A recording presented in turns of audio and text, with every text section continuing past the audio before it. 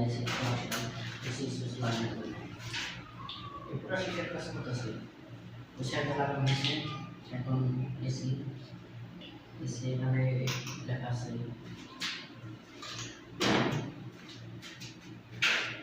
চারটা এই যে লেখা আউটপুট আউটপুট ইনপুট ইনপুট এই জায়গায় কারেন্ট ঢুকবো এই জায়গায় এসি লাইন বাইরে উল্টা লাগলে এই লাইটটা অল টাইম জ্বলবো আর সিধা লাগলে সুইচ দিলে জ্বলবো তাছাড়া জ্বলবো না ওকে